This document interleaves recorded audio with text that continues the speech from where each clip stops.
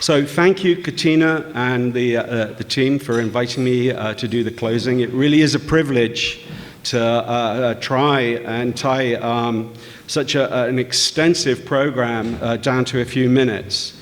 So I'd like to start off with a disclaimer. Last weekend, I was looking for a good disclaimer, and it's actually, if you have a few minutes and you're really bored, check out disclaimers on the web. They come in two flavors. The one on the left, they're really boring, but this one on the right's from an Australian sports minister, an Australian character, and you just got to read it. It's like a kid's excuse, but just, statements like, I have been unable to obtain sufficient appropriate evidence from the Minister of Sport and Recreation. It's just a fantastic blaming game. So I'm not going to do that here, but I am going to say that, of course, I can't attend all the sessions, and my apologies in advance for missing out trends and things that are crashingly obvious if you went to the right sessions. So getting serious for a second, this was what the big trends were in 2018, and I thought what might be useful is to see how they've changed in 2019. And I think there are about 6 that are really worth going for, and a couple that seem to have fallen back. So the way I actually tried to quantify this was looking through the schedule for keywords and actually counting how many keywords and sessions there were for each of these items. The drive of open is just even more evident this year than it was last. So we're seeing close to a doubling of the number of sessions on open. What's also interesting is in the speaker bios, the word open has started to appear really, really frequent. I'm open data librarian. I'm in charge of open initiatives at such and such company. I counted 60 sessions that directly had to do with open textbooks, open data, many different types. And I noticed that every one of the plenary sessions actually had open as a really strong theme. So this clearly is becoming extremely important. Last year, you'll remember, we had the CEO, Annette Thomas, and Anthony asked her a question. And the question basically was like, okay, so we all know open's the way of the future. How do we make it sustainable? And I remember saying last year that I don't think she really covered it. It's a big, big question. These are all types of openness. And in the conversations I've had on the floor, librarian after librarian is saying to me, there's just an avalanche of different open initiatives coming at me. How am I going to cope with this? Where's the money going to come from?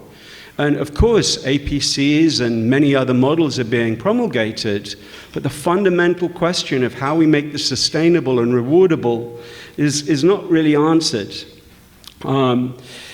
Kuzma, actually, I thought did a really excellent and very polished presentation. And I thought it would be worthwhile taking a little look here at a couple of slides. So this is kind of an interesting slide for me. And when you take a photo, it reflects reality, even when you don't intend it to. So look how big the open access logo is in that, and how little the Elsevier logo is. That's kind of an interesting thing. And look too, the statement, Elsevier fully supports open access. Okay, that's interesting. But now, in her presentation, there was a part that I thought she really showed a great deal of belief and energy, and it was around gender equality. So here's her slide on gender equality. And I think you should notice, I'm a businessman, and in business, when you're doing something, you have milestones, you have key performance indicators, you track, you have lots and lots of different metrics by which you measure yourself. This is an area she really cares about. And look, we got all of those. We did this, we did that, and when she spoke of her experience with relics and legal, she began by saying, when I started, there was 18%, I think the number was, of articles in the legal field are written by women, and when I left it was 33%. Now look at the other slide. What's interesting for me about this is it's declarative, sure, but the metrics aren't there. So I thought that was very interesting. Moving on learning and teaching, without doubt, the second most important thing that's being talked about in terms of volume. Notice, too, how different this is to open access and the various open initiatives. There's no presentation struggling here to actually show how money is being saved and why it's sustainable. Over and over again, presentations show how affordability is absolutely easy to prove. So it may not be $3 million saved, it may only be $500,000 saved, but the actual money that historically has been put in the system, thanks to open and inclusive deals, is definitely going further and being better used. Note on textbook mentions. Actually, we're getting to a point, I think, where only 3 years ago, people were like, does the textbook belong in the library? We seem past that. We seem very, very clearly that it does and it should. If things are open, then one of the things that really matters is community. When something's closed, the opportunities for community aren't that much. But when something's open, it's actually a natural community of users. And I thought it really interesting that we're seeing kind of a shadow trend of community and collaboration following the initiatives around open. I also noticed that on community and collaboration, the representation of vendors was very low, proportionate to the other things, which for the vendors in the room, I suggest means that perhaps we're not paying as much attention to this as we should do, and that actually the community, the libraries, are actually looking for more, need more vendor involvement. This slide comes from the MIT Futures Group, 600 communities.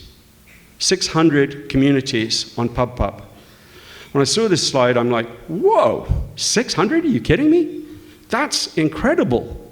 And you get some flavor, I think, for the volume of stuff that is driving. Another area that I think is coming up quite fast is privacy and identity. And it's kind of an interesting element here. The question being, that's the wrong graphic, by the way. That's what threw me there for a second. IP authentication, something that we've got very, very used to, is moving towards single sign-on. There were several sessions on this. The one I've mentioned below here, Heather's session, I hear it was standing room only. It seems to me that this is an area of huge interest and one that's really important for the community as a whole, because all of us are sick to death with paywalls and logins and going through section after section before you actually access the content.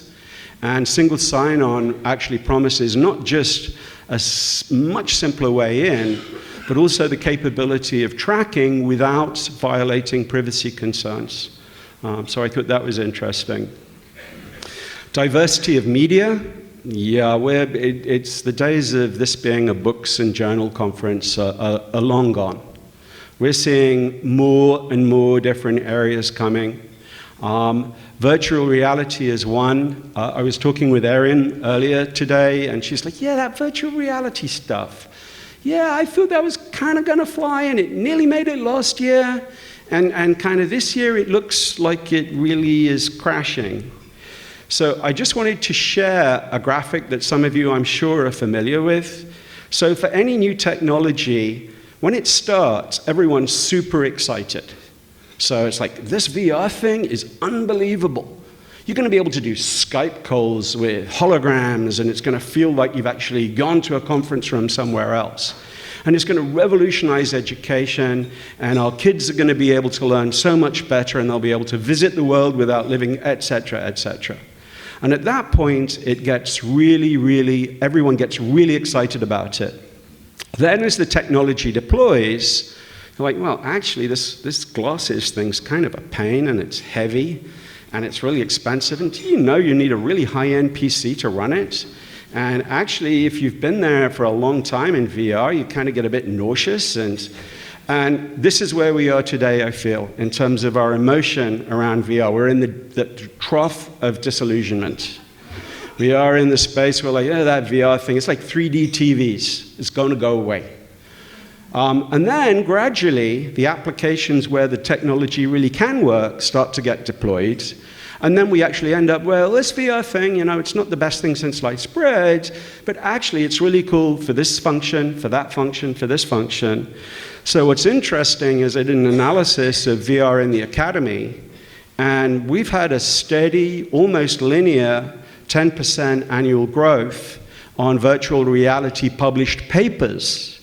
So for those of you in academic libraries, this is the output, guys, and that's our market. So it may well be that the commercialization of VR is not taken off in the consumer space, but in the academy, it's really heavily used. I want to finish up with some comments on user experience. So Karen Schneider, anybody remember Karen Schneider's blog? 1, 2, 3. This is a great blog.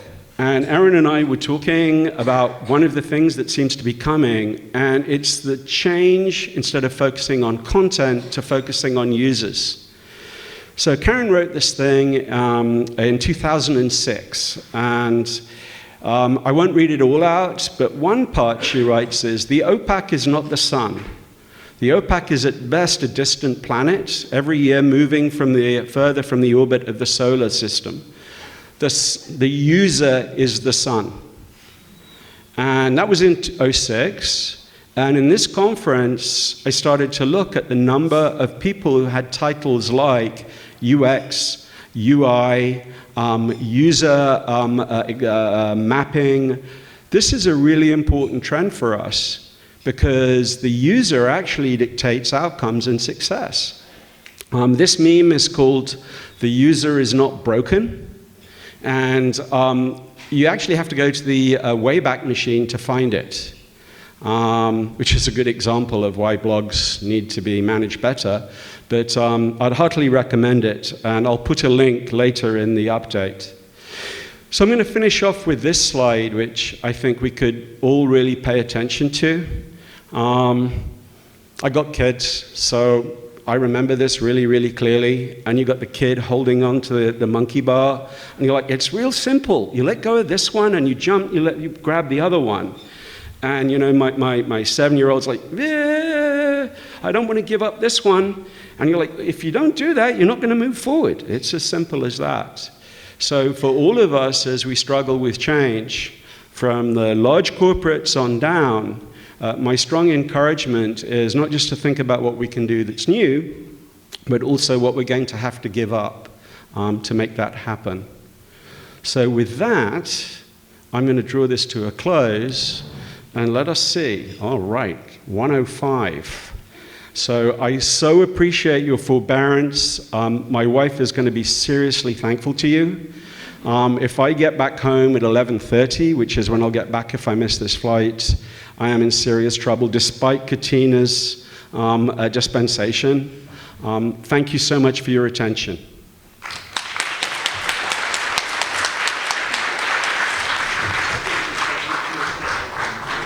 Thank you, Stephen. Hello, everyone. I'm Erin Gallagher, and welcome to the 6th annual Poll-a-Palooza.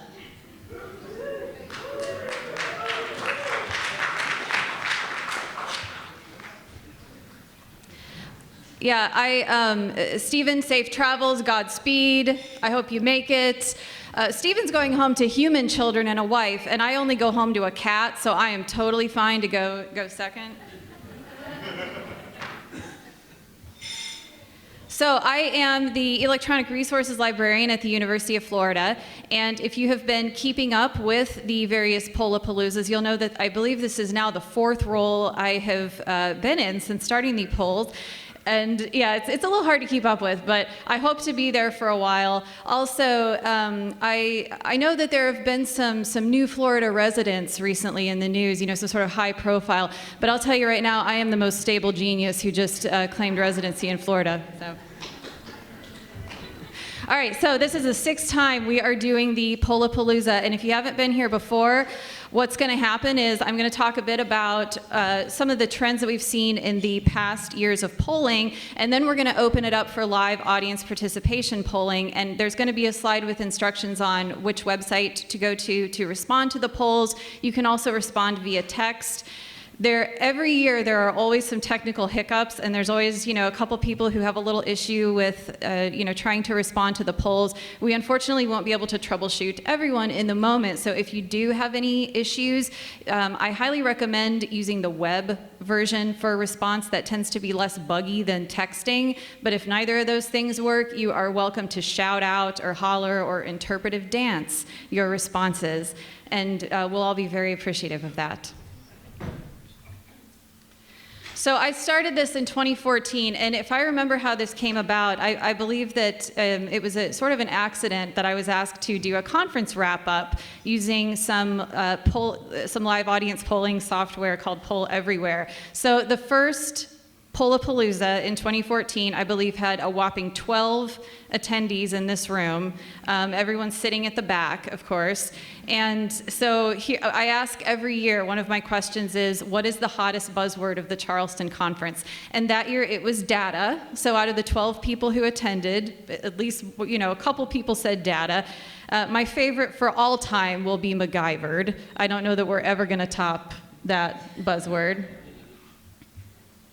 All right, you can see in 2015 things really picked up, probably because we started serving a lunch. So, yeah, there wasn't any food the first year. So in 2015, we had food, we had a lot more attendees, and as everyone can see, the hottest buzz topic of 2015 was open. It was also coffee, but it was mainly open. And, you know, coffee has, I believe, risen in importance since then. But what's really interesting to me, though, is if I had been doing the Polla-Palooza a few years before this, let's say 2010 to 2014, what do you think would have been the hottest topics of Charleston, hottest buzzwords of Charleston for that time? Digital? Digital? Anybody else? Discovery? Budget? All right, I was thinking DDA or UDA. It seemed like that was all we were talking about in those first few years of the 2000s. So many sessions were around DDA, how we're doing it at my library, how successful is it, you know, what are the different flavors of DDA or UDA. It might have been because at that time I was working for a vendor and that's what I did, was build profiles. So it seemed like that was on everyone's lips, was DDA. And it seemed like in 2015, we reached something that I am calling topic fatigue on UDA or DDA. The sessions that discuss this tended to slide off and have been replaced with, I think, a real proliferation of sessions on open access. This was something that Stephen talked about, you know, kind of reaching that trough of disillusionment. I think also it might just be a matter of we don't know what else there is new to say about this at this point. So what I'm wondering is, are we now reaching a bit of a topic fatigue on talking about open access? And apparently not for 2016. We saw open access as well, data. We now see OER popping up. Hey, Sci-Hub, where's that? Like everybody was talking about Sci-Hub in 2016. We were also apparently talking about pirates and piracy a lot. 2017, here we go again, open access, massive. Yep. AI was really big then, discovery, also death assessment apparently was, these word clouds are really fun because you can make a lot of found library poetry from them, so yeah. All right, hottest buzzword of Charleston 2018, BAM, OER, which is a flavor of OA, of course, but OER has now usurped the hold that open access had on our collective. Yeah, so also blockchain apparently was something that we were talking about a lot last year. Weed management seems to be something we talked about. I don't know, is it taken out of context? Die-eruption was my favorite word from last year. Let's hope we don't have one of those this year. All right, so with this in mind, this is just a very loose and rabble-rousy way to say that I think our topics of focus tend to be in the same realm from year to year, but the really big buzzwords really do seem to go through a phase that mirrors what Stephen was talking about, where we're really jazzed about something and then we get a bit sick of it after a while. Even if it's something really important, even if it's valuable, there's only so many times we can talk about something. I mean, Cheers only had 11 seasons, and even that had to go away eventually. I love Cheers. All right, so it's time to palooza, y'all. And I had a definition of palooza up here from Urban Dictionary for a long time, and I decided, hey, I'm gonna look and see what Urban Dictionary says about palooza now. So apparently it's the art of throwing a very drunken, extravagant party with a plethora of friends. Whoever is throwing the palooza usually adds their name as a prefix to the word, and paloozas are usually held on a Wednesday. So we're a little off on the day, but does this mean that next year I have to call it Erin Palooza if I have to add my name to the front? All right, next year might be Erin Palooza. So here are the different ways that you can respond. If you have a device that is connected to the internet, you can go to pollev.com/chizconf, and in fact, if you're there right now, what you should be seeing is a screen that says, there aren't any polls open yet, hang on for a minute, when the poll is open you can respond. Is everybody seeing that?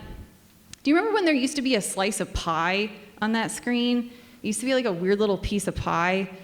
I don't know, okay. So the other way that you can respond is via text. If you text chizconf to this 22333, then what you'll be able to do is actually text your responses after that. So if you, this is the first thing that you need to do to be able to text respond.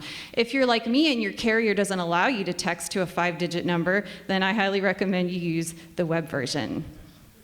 Also, this is interactive, y'all. So we're gonna see your responses popping up on the screen up here. It's totally anonymous. Nobody knows what you say. You can be very frank. We're all friends here. We're a very generous group with each other. But I also wanna hear from you. So as we go through the polls and as we start seeing the responses, you can definitely feel free to make comments. There are some mics out there. We are really squooshed in here so that it's not super easy to get to the mic. So, but I really would love to hear from you as well as we go through this. All right.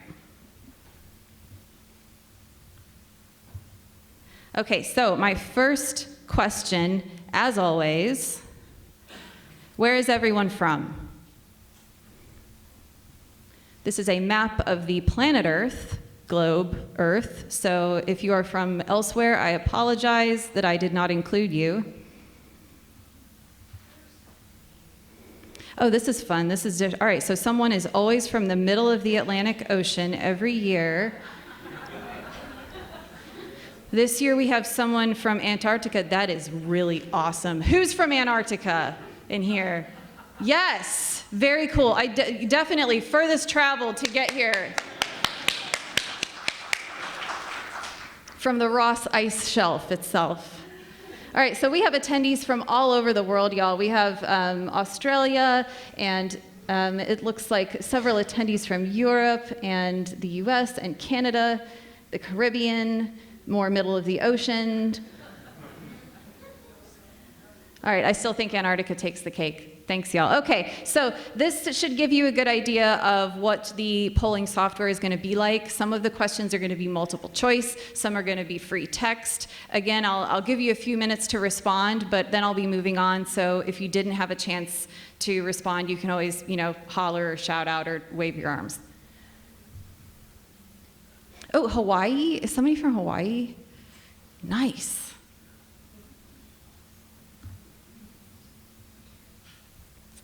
All right, next question. Are you a first-time attendee of the Charleston Conference? Yes, no, or what is the Charleston Conference? Has anyone just wandered in here for lunch?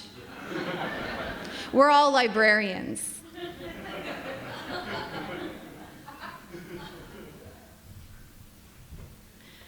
Okay, this is always fun. Well, here's another question. How many of you, is this your first time at this session at the PollaPalooza? Just show of hands. Oh, nice. All right, how many people have been to all 6 PollaPaloozas? Leah, yay. Okay. Well, Leah has to, so that's nice, but yeah. There were only 12 people here the first year, so no worries. How many people have been to 5 PollaPaloozas? We have a few, yeah. How about 4? Okay, all right. How many people were here last year? Okay, great. All right. I like to see the new faces. I know you've all been hearing about it all year. Everybody's just been like, oh man, you've got to go see Erin at this PollaPalooza. What was your favorite session this year? And this is a free text, so you'll see your responses popping up.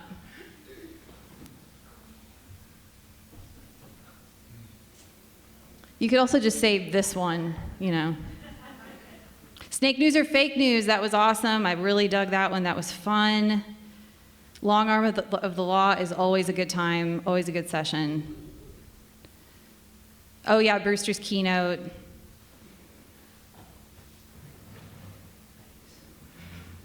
This one, oh, somebody did say it. Thanks, y'all.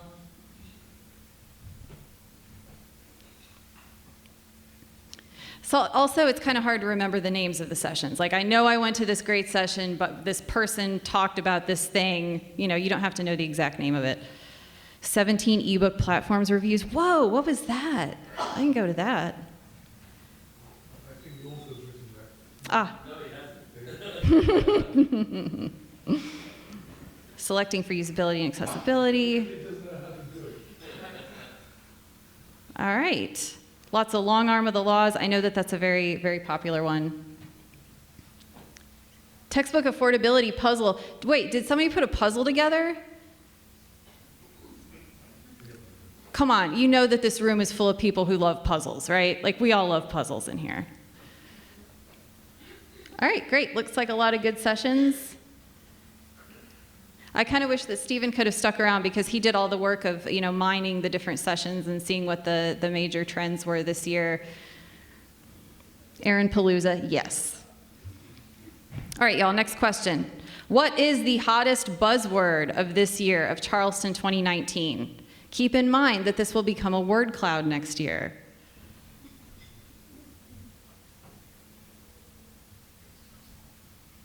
Transformative. Nice, open. Glanceability, I like that. All right. Comfortable shoes, yes. Here, let's hear it for comfortable shoes, definitely. Who wishes that they had worn more comfortable shoes for this conference? Quite a few of us, okay. We all live and learn. Bibliodiversity. Affordability. Unpaywall. All right, wow, transformative is taking it, y'all. Yeah. This is actually not a surprise. I really wondered if this was going to go this way. I don't know about y'all, but I feel like I get an email every week, a new email about some sort of a transformative agreement, or I am invited to a webinar about transformative agreements.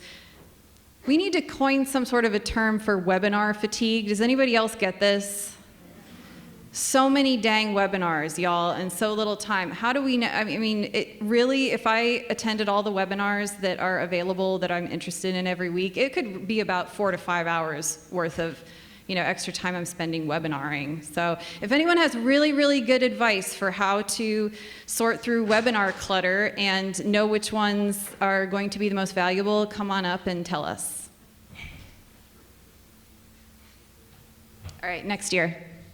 Cats, yes, done. All right, well, that's it. Snake lady. Oh no, snakes, okay. Cats, snakes. We really have a python problem in Florida, so ask me about that if you want to know about it. What was that? Oh, oh my gosh, that was dark.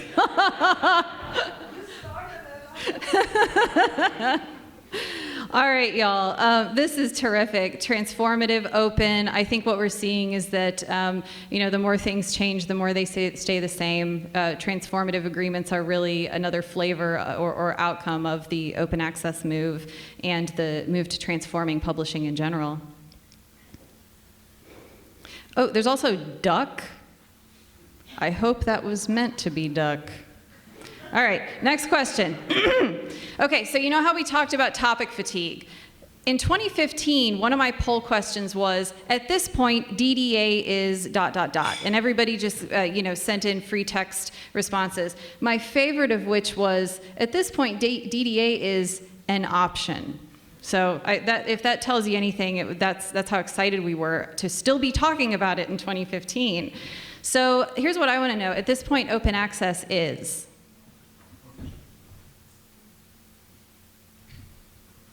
The new normal, okay?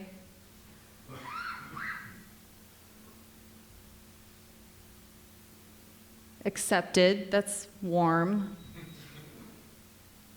Present, essential. These are mostly positive terms. I did see a boring in there. Oh, unachievable, oh. Anybody want to expand on that one? You don't have to, but I would love to hear more about that. The way to go! Exclamation point. Overworked, okay. All right, this is mostly positive. Maybe we're not quite sick of it yet, right? Now, what new is there to say? What more would you want to know about open access? Oh, magical realism, nice. A choice. Danger for libraries, I would love to hear more about that. Yes? I'm worried. I'm so sorry to stop you, but we definitely need to use microphones, for sure. Okay, Thank you. I'm a faculty member, and I go to my library mostly for paywalled publications. I'm worried if there's no more paywalled publications, I won't be as closely aligned with my library. Did everybody hear that? Any counters, any responses to that? Perhaps the fact that we are gatekeeping paywall content means that we are in jobs? I'm older than the last speaker, one of the very few, but still I am. And I go to my library, which is 60 miles away, only online. So you're already not physically present in the library in order to use library services. Never. Scary. All right, somebody said scary. That's... All right, so none of this is the most exciting vocabulary, I think, to use to describe open access. What it sounds like as well is that we've accepted it, perhaps. Yes. Oh, hi.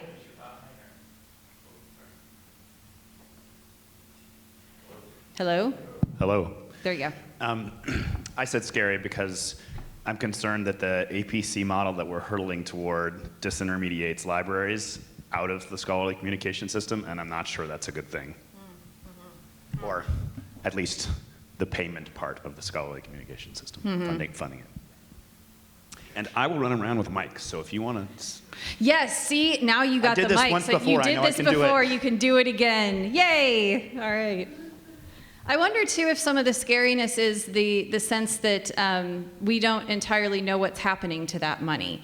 And I don't know about y'all, but I feel about clear as mud when I'm trying to figure out where that money is actually going and what the math on this is. And it's not just because I'm not good at math. I went to the pre-conference about Europe, Project S and so on, yeah? And sat at a table with a number of librarians who were thinking seriously about money. They were talking about how the hell they were going to pay for it, that sort of thing. It was very interesting. We weren't all from the same institution. That's interesting. I mean, as librarians, I think we do think about money all the time. I know that's why I got into this profession, was just to bank, y'all. So, but no, that's a really fair point, yeah. All right, this is great. This will probably be a word cloud next year, and I think it would be interesting to ask this same question a couple years from now and see how our mood has changed. Are we in a trough of disillusionment? Are we going to get out of the trough? Are we going to get into the magical realism land of embracing this and understanding it? We'll see. All right, so here's a fun, provocative question. Has your organization or institution been impacted by UC's split with Elsevier? And by impacted, this is not meant to mean a negative impact. It could be that you've done a ton of assessment and found, hey, we're actually getting a bang for our buck. And so, yeah, we're impacted in a positive way. So yes, nope, we're thinking about it, or what the heck is Elsevier? That's the person who came in for lunch and just doesn't know what we're talking about. So I know that when the news came out, I think that exact same day, I got an email. By the way, I had just started in my new position at UF, and I got an email from the dean saying, oh my gosh, what would we lose access to, if we were to do the same thing? So did anyone else kind of scramble to do some work around what you'd have access to, what your usage is? Was anyone else doing this kind of work in light of, yes? Okay, I'd love to hear more about that, what you've done in the wake of this news. No? All right, yeah, that's fine. It's a secret, I understand. Oh, here's one.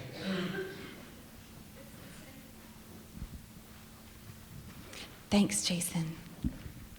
I was just going to say, I think if Jason Priam were here, he would have a few words to say about what his new product might be able to do in helping libraries do that sort of assessment. What happens if we drop this big package, or if we want to look at, how much of it would we still retain access to or need to serve with ILL. So, seems how I didn't see him in here, I thought I'd speak up. And I'll plug it. It's journals.unpaywell.org. It has the possibility to get you a lot of information that you need if you have to or you want to think about transformative agreements. Mm-hmm. Okay, thanks. Yeah, I think that really the answer up from my end is we're thinking about it. I mean, I would say that all of us have been impacted. This was really big news. And it's not like University of California is the first person to do this. I think it's just been the most highly publicized and also very, very well articulated on their end so that we could really understand the entire process and the entire background that went into this and what was the plan. And we all love a good plan. So it's kind of yet to be seen what this means for all of our institutions individually. But some people said nope, not impacted at all. So that's also really interesting. All right, so we're switching things up a bit this year, y'all. Do you have a Twitter account? Yes, I am the best tweeter who's ever tweeted. Yes, but I mostly lurk. Yes, mostly for professional purposes. I'm considering it, or over my dead body.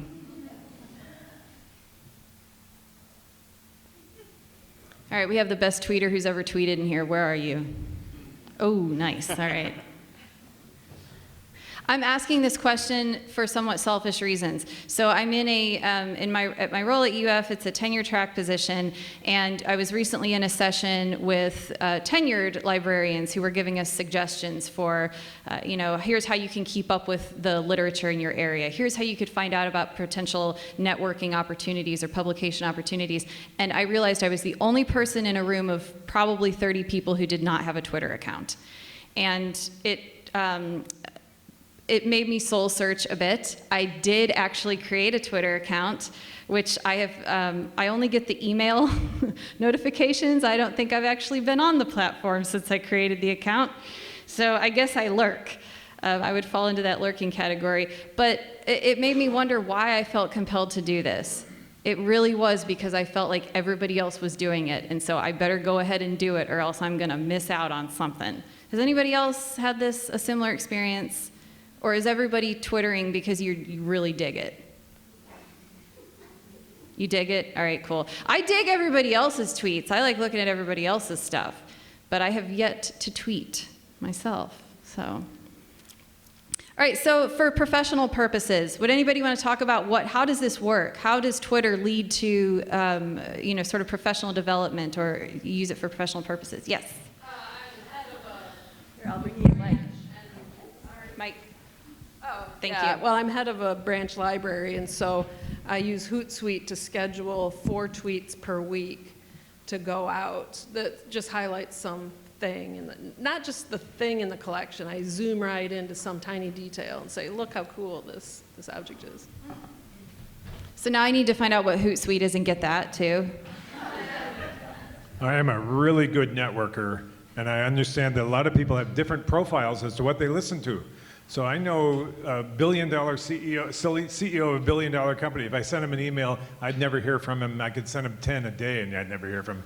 But if I send him a LinkedIn message on Sunday afternoon, I'm an answer from him in 15 minutes. And there are other people who I can reach by. If I do a direct message on Tweet, they're there, they answer me. So everybody has these different profiles, and if you're after people like I am all the time, you got to know them all. I'm just going to quickly jump in before the mic gets over there. I use it to track when people have posted to their blogs so that I can then go read the blog if I'm interested in it. I actually don't use it much for strictly library purposes. I pay attention to what's going on in my university. It becomes an alternate communications channel because, of course, students tweet stuff all the time, much of which is unprintable, but I get at least some understanding of what's going on elsewhere.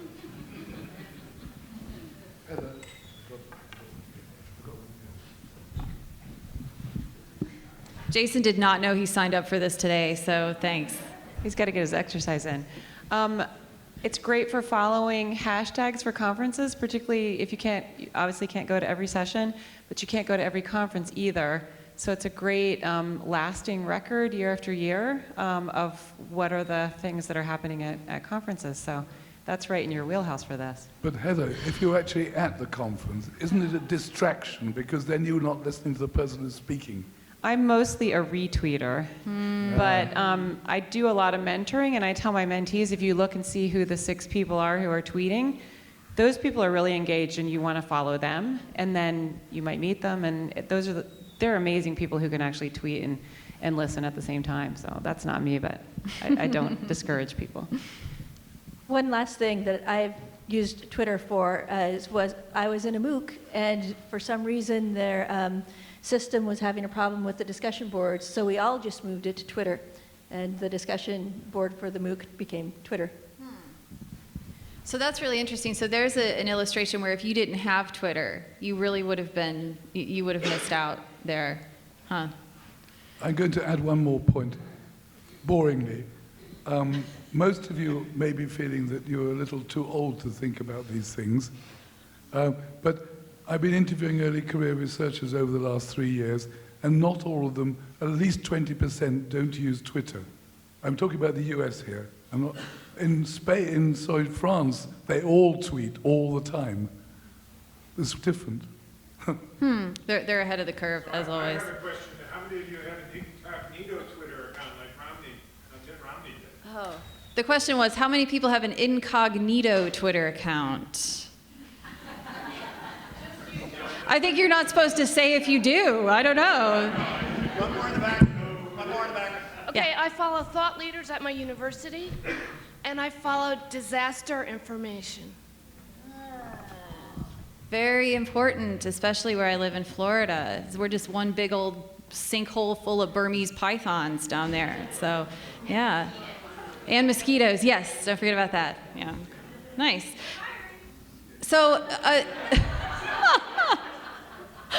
so the advice I was given, because I created a Twitter account and I said, well, who do I know who to follow? Like, what do I type in? You know, libraries, Stephen King, or like, what do I type in to know who to follow? Which I am following him and he's hilarious. So the suggestion was, who are some of your top, mentors or the top people who you admire in the field? And that's what I ended up doing. And so now I get the email digest. Again, I have never tweeted once, though maybe I will. I am also terrified to look at what people might be tweeting during my conference sessions. So that would be something that maybe I'll do one day. I also, I just want to thank everybody, by the way, for actually still wanting me to do this, because my fear is that, you know, somebody's like, get her off the stage, who is this? All right, so outside of, you could also say Twitter, but what are some other ways that you actually stay informed of current trends and news that relate to libraries?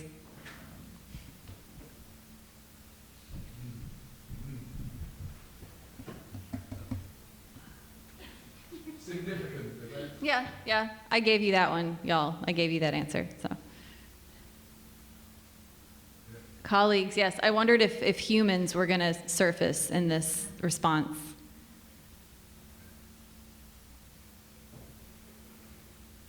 Does anybody else get listserv fatigue? You start to feel like, I mean, am I really looking at this anymore? My wife, yes, no, I didn't put that. But. Scholarly Kitchen, definitely. That's a pretty big one for me. What about non-library centric publications, though? You know, sometimes big news comes. It's not frequently, but sometimes something that happens in a library will make news that's not just library news, right? Sometimes it'll be, yes, the Chronicle, good one. Blogs, I love it. Talk to people. How would one go about doing that?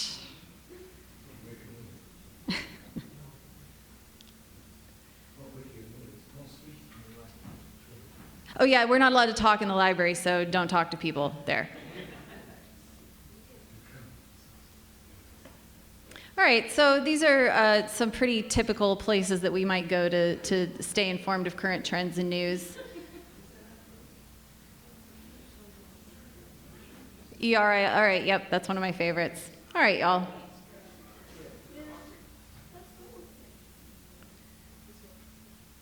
So lots of listservs, emails, colleagues, people, wives, that sort of thing. It's, you know, if you have anything else and you're not able to respond, feel free to let us know.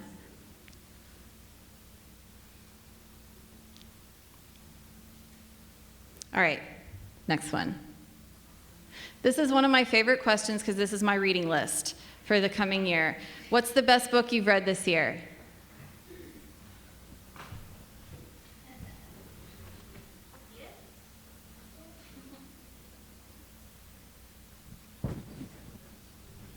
Oh, I've been wanting to read Becoming, and I haven't yet. Did anyone listen to an audiobook on the way to this conference? Okay. I've never listened to an audiobook in my life. I just got to tell you all that. I'm not so good at paying attention that way. Oh, Left Hand of Darkness. I read that this year as well. Anybody want to? Yeah, oh, so good. Yes, awesome.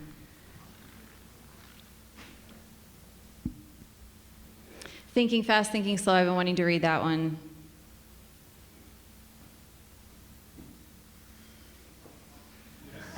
A tome.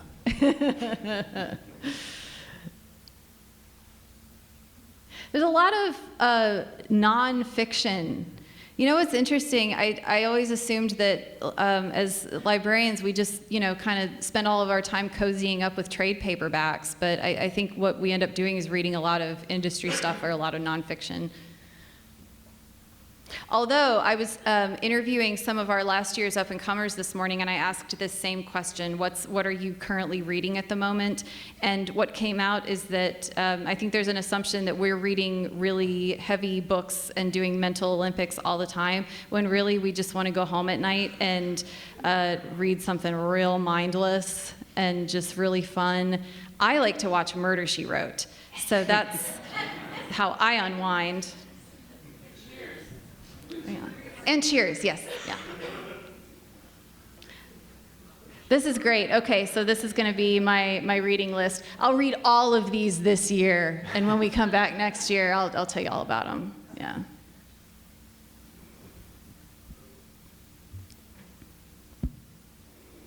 All right, so because OER was such a big, hot buzzword of last year, and if you notice, there have been a lot of sessions on OER, touching on OER at the conference this year. I'm interested to know who manages the work around OER on your campus or / in your organization. Oh my goodness.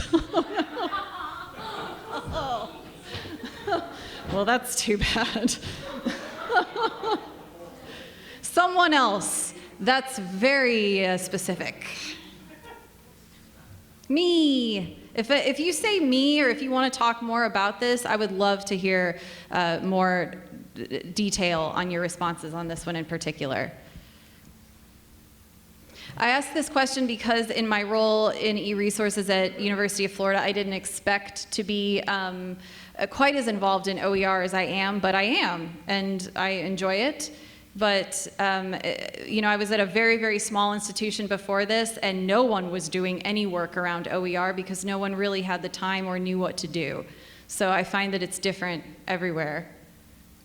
Oh, somebody said me with a frown face. Oh, I'm sorry. Oh, open education librarian. See, this is interesting. Someone actually has a dedicated open education librarian, or are you that?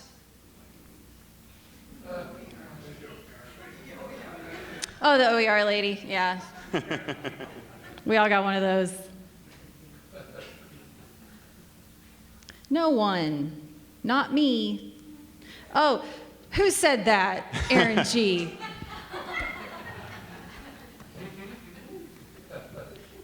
Who's out there saying these things? A 5-person committee, that sounds productive. Okay. I tried to be so earnest with that one. The committee for committees. All right, so you don't have to you know, say anything necessarily, but if you have a dedicated OER librarian at your institution, a couple people, 3, 4, 5, okay, 6, all right.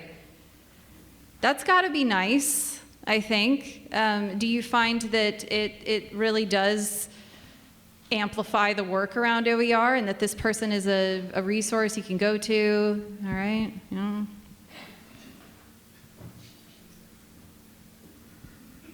Affordable Learning Solutions Coordinator sounds really fancy.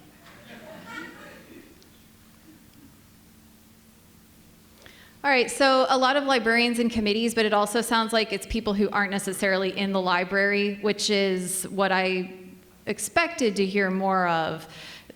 So it seems like with OER, either the library is doing everything and nobody else is aware of anything, or there's some other entity on campus that has taken ownership of OER, and perhaps the library isn't as well represented as they should be, because we've been doing OER since the dawn of time.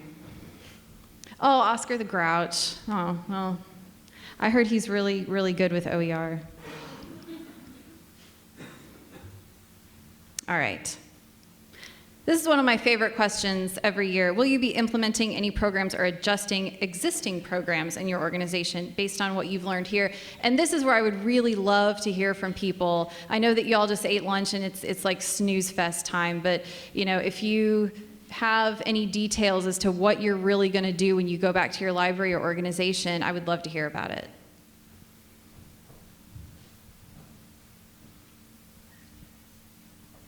Lots of yeses.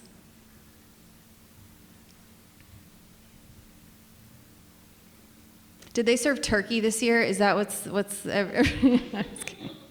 is that the thing that makes you sleepy? Yeah.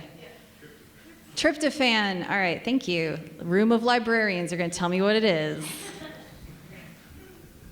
Okay, I'll jump in. We're going to look at the journals at .paywall.org because that's such an interesting concept. We're going to look much more closely at single sign-on. We're going to get serious about data librarianship. And we're really going to look at the kinds of browser extensions that are out there and what we can really recommend to people, because some of them, in fact, do work better than others.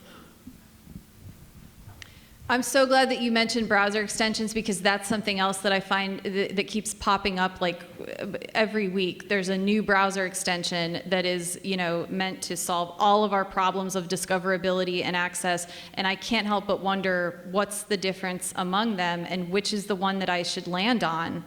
Yes. Speaking of blogs, Erin Tay does have a blog post on that particular topic, comparing open or linking tools, Ooh. including those browsers. And it's always hard to do a grid, but he's done a reasonable job. Aaron is A-A-R-O-N. His last name is Tay, T-A-Y. So look that up. Thanks. And his blog is Musings About Librarianship. Thanks. Oh, right. Okay, thanks. So I don't know if we'll get the funding to do it, but I would like to see the University of Central Florida also use the unpaywall, I forget the rest of the name of the tool. That looks very interesting. And I know that our consortia is going to be entering into negotiations on a couple of big deal packages, and I'm sure that transformative agreements will be part of the discussion. Yeah, I came away from a couple sessions feeling like I really need to find my feet on transformative agreements and be as well informed there as I can. And same thing with single sign-on, looking at the benefits of potentially, what I keep hearing is that people are going to be moving away from easy proxy, like left and right. I hear a lot of grumblings about getting out of easy proxy. Anyone else? All right, somebody's got to go back and find out who their OER lady is. I think that's what one of the takeaways here is. All right, so think carefully about this. What do you think will be the hottest topic of Charleston 2020? Sorry, that should be 2020, not 2019. Even a stable genius of a Florida residency can make a mistake every now and then. Florida woman enters incorrect year on poll at Charleston conference. Accessibility, yes. MacGyvering, oh yes, let's bring it back. Bring it back. Open Athens, budgets. I love that there's an again in parentheses, and that really could be tacked onto any one of these.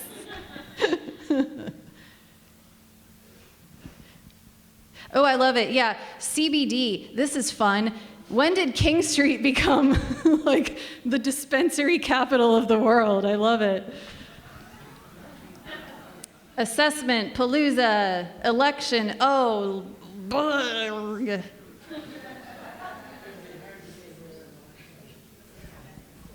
Oh, that's right. This is going to be a fun PollaPalooza next year, y'all.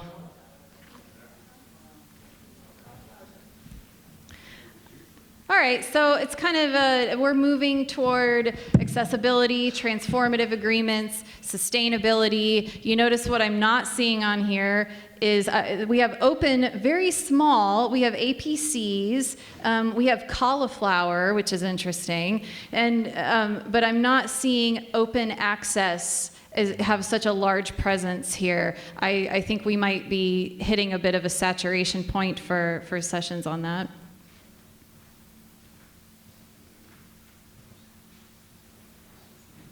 All right, so there's lots more cauliflower to come next year.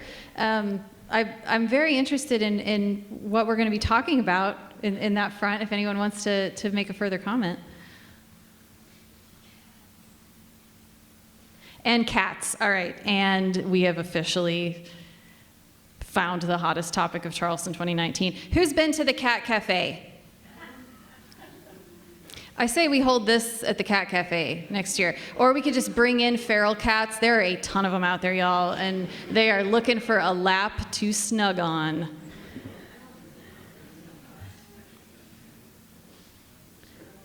Oh my goodness, once again, this should be 2020. So any ideas for the theme for the Charleston Conference 2020? And my idea is Trough of Disillusionment.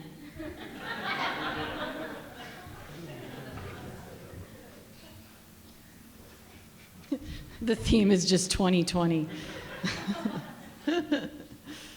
Winter is coming, 2020.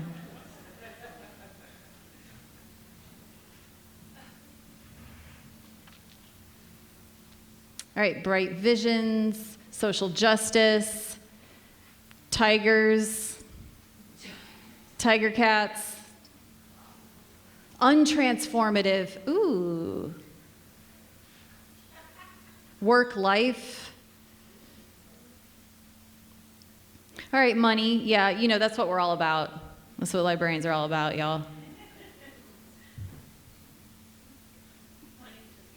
Decolonization, unicorns, sharks. Oh, it's probably tiger sharks. That's probably what that was.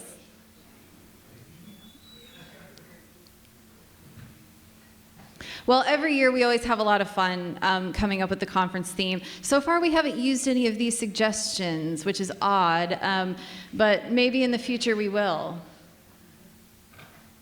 So this isn't a question that I actually turned into a poll, but I was inspired by my good friend Tom Gilson. Tom, are you in here?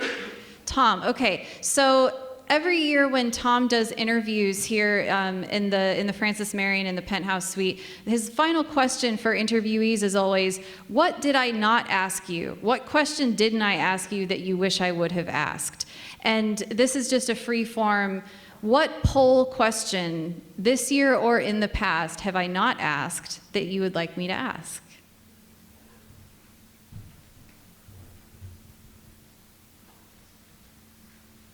What's your role at your institution/organization? Nice, okay. That's a good one.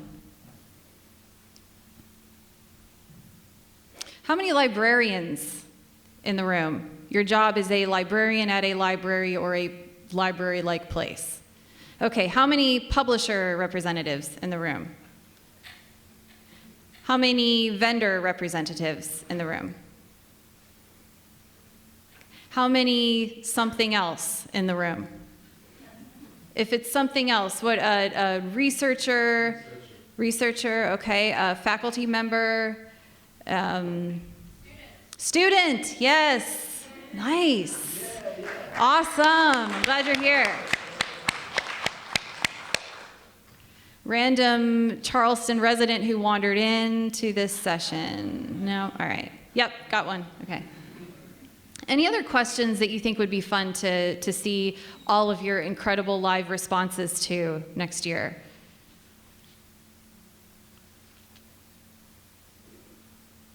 All right, well, I've got it covered then. I've just been asking everything and no further suggestions. All right, we have some really, really good ideas here. Cuter cats, abracadabra. You know, something else that I want to do this year too is to really thank all of y'all for being here. Also to thank the conference directors, the conference mentors, the sponsors, and really importantly, the people who work for this conference and do the incredible, immense work behind the scenes of setting up all of our technology and helping us out when PowerPoints don't go well, and the incredible food service professionals who make sure that we're all fed and we're not hangry all day. So let's give them a hand.